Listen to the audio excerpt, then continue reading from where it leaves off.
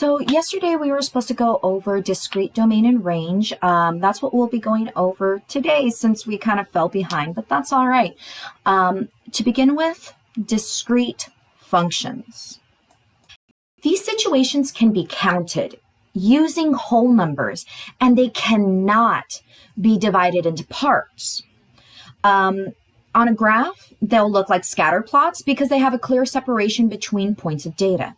Now, one more time, we can only use whole numbers to count these situations. So if we're in a situation where we have to divide the input into parts, this would not be a discrete situation. So remember, we cannot divide it into parts, all right? Very important.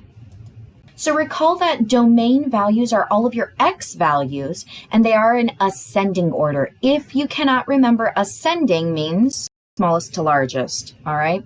So smallest value all the way up to the biggest value. Now, range, on the other hand, are all the Y values, again, in ascending order. So the way I like to think of it is domain and range is in alphabetical order.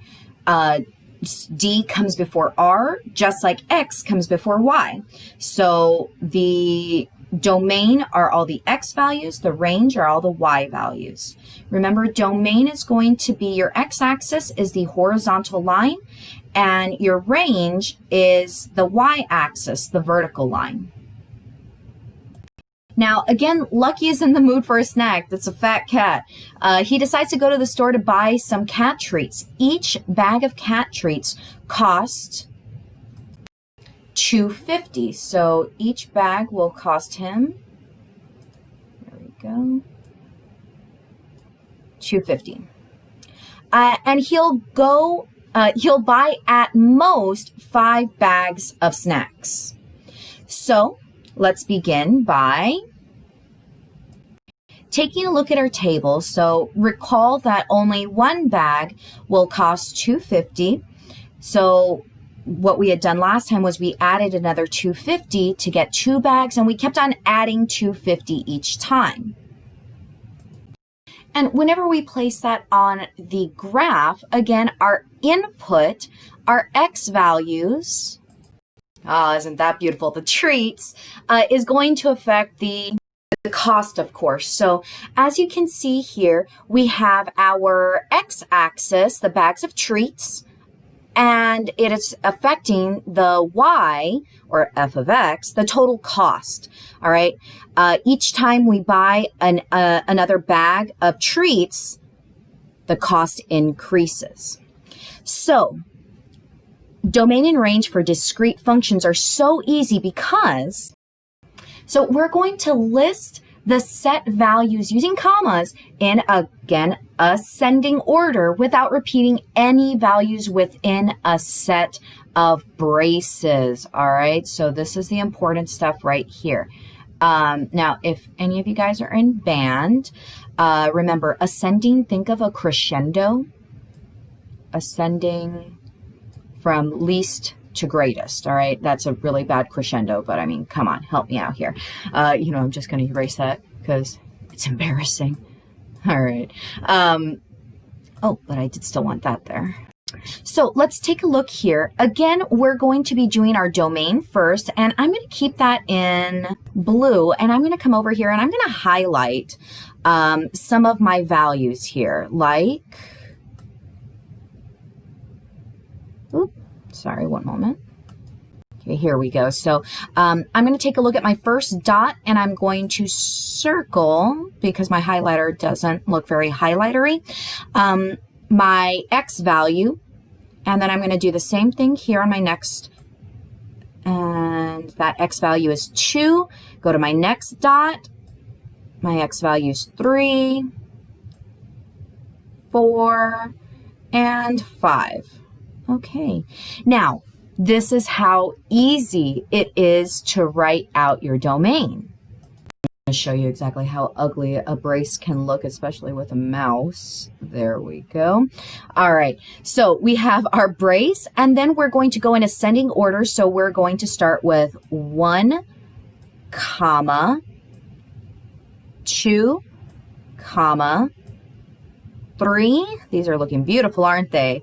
Comma, 4, comma, 5. Now, notice that none of my x values are repeating and they are moving in ascending order. Actually, it even looks like the size is ascending. Sorry about that.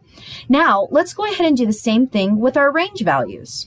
So our range values, we're going to be looking at our y-axis or our f of x, our output, which was our total price. And I'm going to go to my first dot and I'm going to come over here. Man, that's kind of weird, actually. Ooh, see, now I have all my values listed here on the table, which might make it a little bit easier, but nonetheless, I'm going to come over here, and it looks like it's right in between at, $2.50. Okay. And then over here, this one is at 5. This one is at my $7.50. This isn't too bad. And this one's over here at my 10, and that one's my $12.50. Ooh, lordy. This one's going to be interesting to write here. Okay, so again, now what you'll notice is it's so much easier to see it on the graph. Whenever I was doing my domain, I was going from left to right because that's where it increases. But on my y-axis, it increases as I go up. So I'm going to start at my first smallest value. Of course, I'm going to write out my beautiful brace. Whew, don't feel any sort of judgment whenever you guys write it by hand, all right? So that's going to be a $2.50. Now, because I'm writing really big and sloppy, I'm not going to write the extra zeros. 2.5 is the same as $2.50, comma, $5, comma, $7.50. Or 7.5, $10, and lastly, my $12, not too bad, and 50 cents. Now, I do have to close my brace. Okay, that brace looked a little bit better. That blue one on top looked better. Now, remember, function or not a function. You guys told me as long as my x values do not repeat, ooh, baby, we got a function. So I end up realizing that these two are mixed up. Anyway, so let's go ahead and move on to our next portion. Our next example, we have an ice cream shop that sells a scoop of ice cream for $3 and charges an additional 20 cents for each extra topping. You can order only up to 4 toppings. Interesting. So in that case, what's X representing? Oh, it says over here. Let's highlight that. So my X is representing the number of toppings. There we go. And what is that affecting? That's affecting my Y. Let's highlight that in red. My total price. There we go. Now I found the highlighter.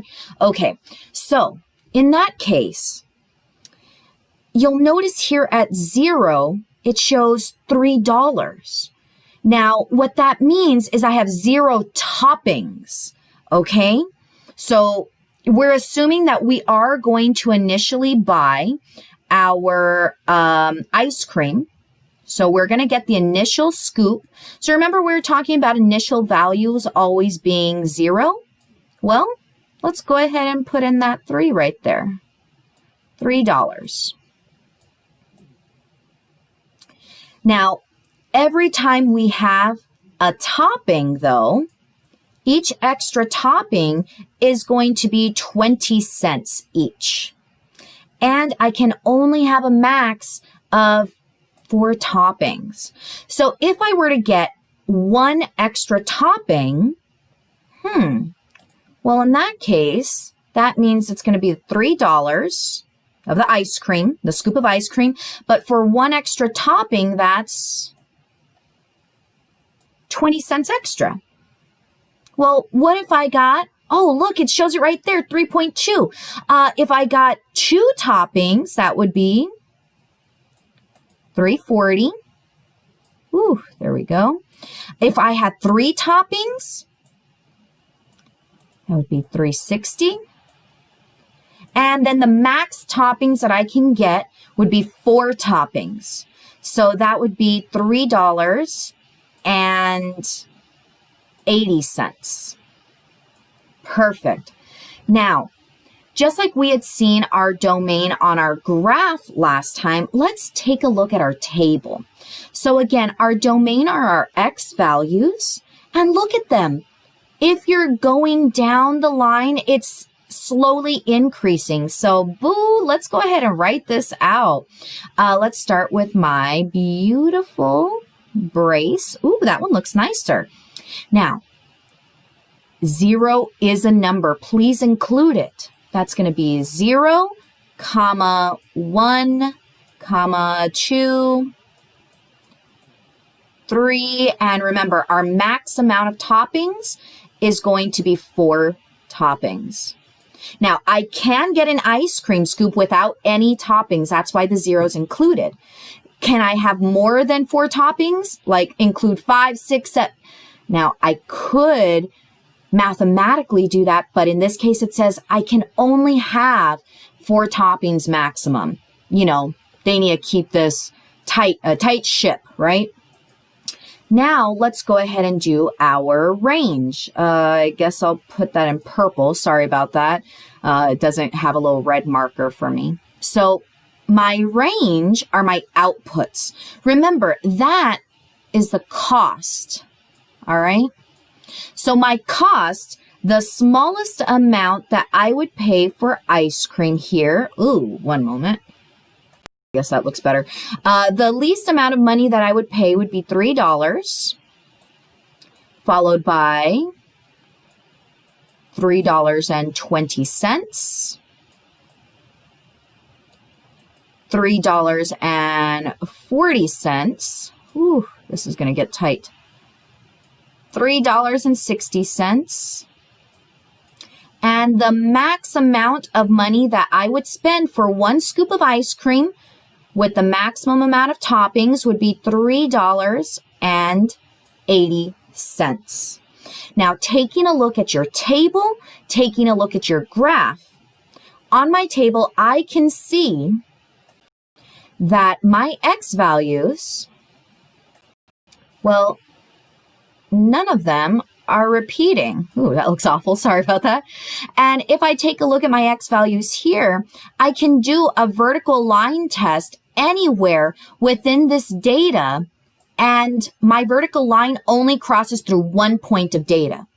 Now, if by chance I had a second point of data, like right here, which would make no sense for our situation with ice cream, then it would fail the vertical line test. But because all of these vertical lines cross through only one point, I would also say function.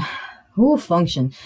Speaking of which, that is some mighty writing. Let's go to the next example. Now, these examples are quite interesting because, gosh, they don't have any of the word problem situations that we had earlier. Now, what I'd like to do first, I know it's kind of backwards than what it's asking for. I want to first check its domain. So I'm going to come over here, I want to check it's whether or not it's a function. So I'm going to take a yellow highlighter. Hopefully that'll work out nicely. And I'm going to do some vertical lines. Not too bad. Okay, passes the vertical line test. Oh. Uh-oh. Here, I notice that I have 2 points of data going through one vertical line. Function or not a function? Boo, I'd have to say not a function. It fails the vertical line test here at x is equal to -2. Now, not to worry though, just because it's not a function does not affect its domain or range. It's just another question. Now, gosh, though, trying to figure out my domain and range, oh my goodness. Now, sometimes it might be a little overwhelming looking at a scatter plot, trying to figure out what you should write down for your domain and range, especially if you've got a big old scatter plot all over all 4 quadrants. Now, one thing you may want to do is actually, well, why not? Let's build an XY table. Whoop. That looks a little bit better. So what I'm going to do is take, usually I like to use some sort of colored pen or something. I'm going to use the green just so you guys can see it here, okay? And I usually, just to make sure that I don't forget any, I like to go from the left side all the way out to the right. It helps a lot. So starting at the left with that first vertical line, I have this point right here. Okay, and it looks like that. Now, in case you forgot coordinates, x value first, y value second, that's going to be -4, -2. And usually if I have a piece of paper, what I'll do is with a pen or a highlighter, I'll mark through it whenever I finished writing it out. So I'm going to go to my next one. This one is -2, 4. Okay, so I wrote it out and now I cross it off.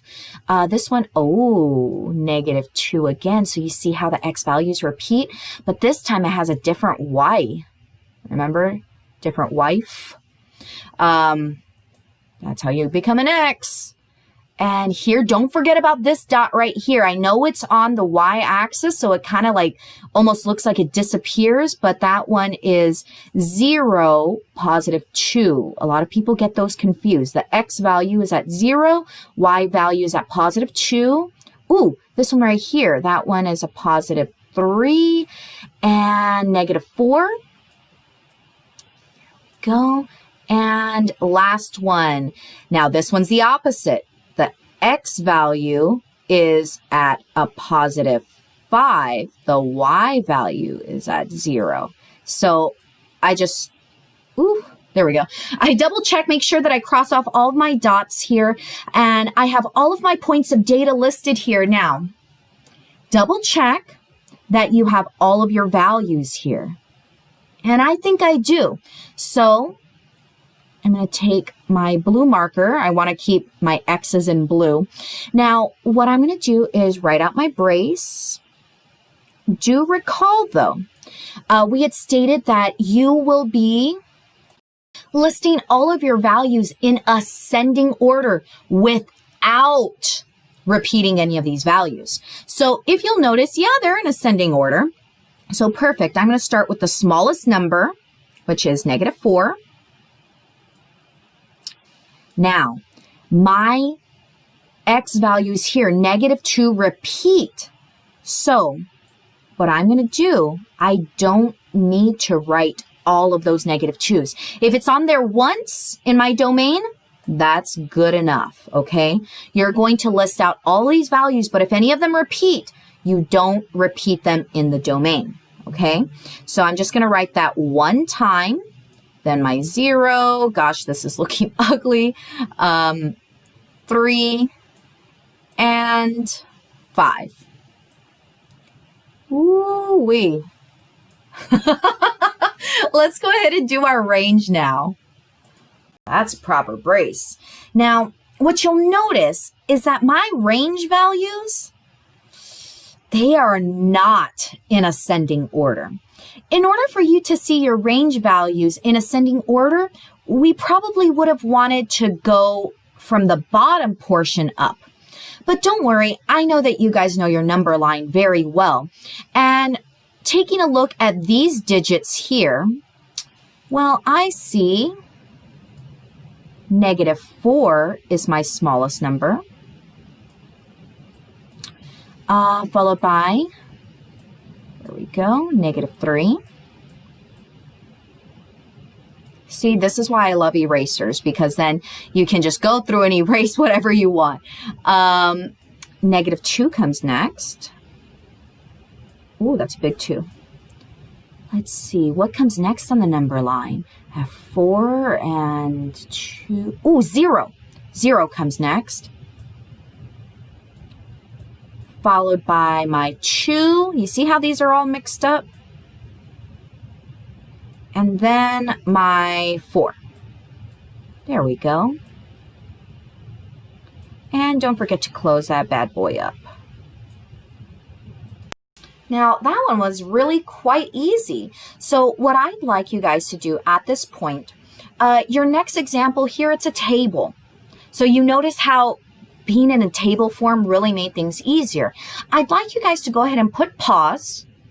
Give yourself a quick moment to take a look over these X and Y values, your inputs and outputs. Figure out whether or not it is or is not a function, and then write out your domain and range. I'd like you to put pause. When you're ready, go ahead and put play and check your answer. All right, so go ahead and take a look at the answers here. Did anyone stumble on their domain's ascending order? Yeah, I put that 2 in dark blue because even though it showed up at the end of the list, remember, you have to go in order like as if you were looking at a number line, okay? 2 does not come after 5 and 7, so you have to put it in ascending least to greatest order. On the range, another area that you may have slipped up on, remember, even though it shows it 2 times on your table, you only list it once whenever listing out your range. Because none of my X values repeated, I'd say you got a function. Now this last example here, we have 5 ordered pairs, so it's not too many. I'm going to show you, other than making a list, how you can find your domain fairly quickly. I'm going to use my blue marker here. So I always like to go from left to right for domain. So I'm going to come over here and I have my 3, 2. Ooh, technically that's a 0. I have another 2 here. Next one is a 3. So you'll notice that I highlighted my blue numbers. Those are my domain numbers. So I have 1, 2, 3, 4, 5 values. So let me go ahead and write them out. There we go. So we have my 3, 2, -3. And we also have our 0 here at the origin, and a 2 and a 3.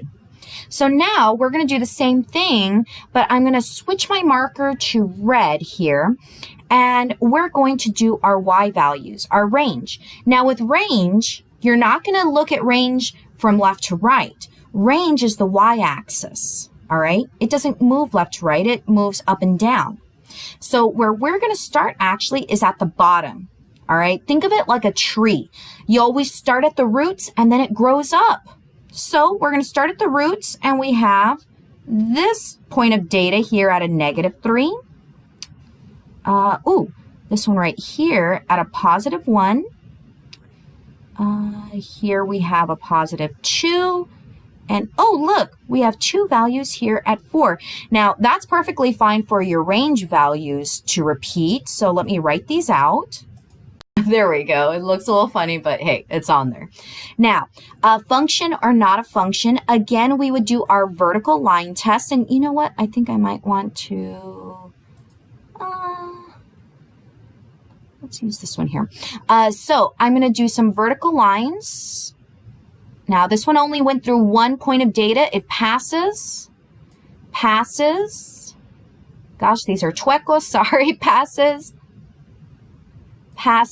and it looks like we have a function. All right, let's continue. I'd actually like to skip over to the next page here. We have 1, 2, 3, 4, 5, 6 examples. Okay, I'd like you guys to go ahead and just take out a piece of paper or a whiteboard, and I want you to just give them a try. These are your practice problems, so you can try it out on your own. We're going to have some more practice later, and tomorrow, whenever we meet, I'll give you guys the opportunity to ask questions on these 6, okay? But for now, I'd like to look at our last problem here. So we have Brendan. He's trying to drink more water, stay hydrated. And every morning he fills his gallon jug that contains 128 ounces. Okay. He drinks 6 ounces every hour, but he only does this for 8 hours. Okay. He measures the amount left in the jug. And I want to know, what is the domain, what is the range, and what is the scenario, or does the scenario represent a function? So in this case here, man, I wish I had a little bit more space because I kind of want to draw that out. There we go. So taking a look back, here we go. What do you think my input and my output would be?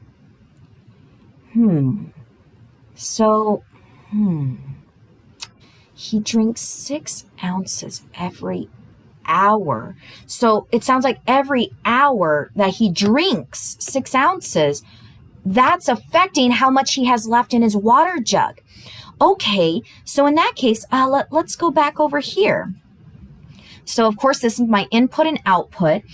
I would say we're going to have an initial amount, and that's the number of hours. There we go. So he initially starts with 128 ounces. So I'm going to say that this is the H2O, the water, left. That's really close, sorry. And of course, that's in ounces. Okay, so he starts with 28 ounces, and then after 1 hour, his ounces decrease by how much again? Man, that's not very much, only 6 ounces. Holy cow. Okay, well, let's go write that out. So that means what I'm going to be doing here. I didn't want a highlighter. One moment. There we go. So we're going to be subtracting 6 ounces. There we go. As we're subtracting 6 ounces, what's happening here is we are increasing by 1 hour each time. Sorry, I swear to God, that's an hour. Okay, so that means that we would be left with 122 ounces. Okay, now the thing is, they said that he's only going to be doing this for 8 hours. All right, so that means that I could list a 2, 3, 4. One moment. There we go. So that means we're going to be increasing an hour each time, and we're going to be decreasing by 6. So I'm going to go ahead and fill that out real quick. Sorry, I had to hold my breath doing that. Okay, so now that we have all of our hours up to 8 hours, it looks like he's going to start at 128 ounces of water, a giant jug. And hey, he didn't do too bad. He only has 80 ounces left by the end of his day. Okay, so let's talk about the domain. Gosh, I just couldn't write like that anymore. So first and foremost, I'm going to go ahead and write out my brace. There we go. That's what a real brace looks like. Now, my domain is super easy because my domain are all of my hours. So let's list this out.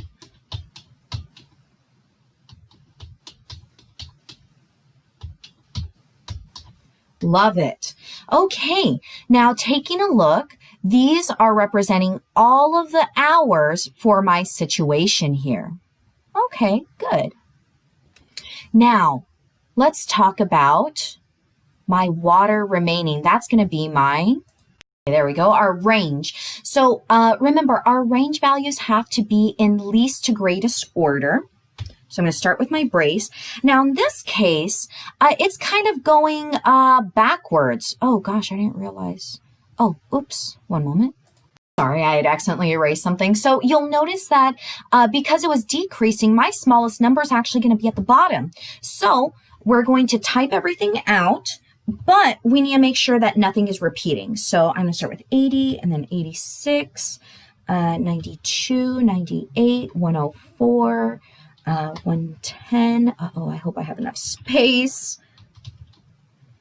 Ooh, 128. Oh, good. It scooched it over for me. And I'm going to close that up. Now, you'll notice that sometimes your range may look or actually be bigger than your domain, and that's totally cool.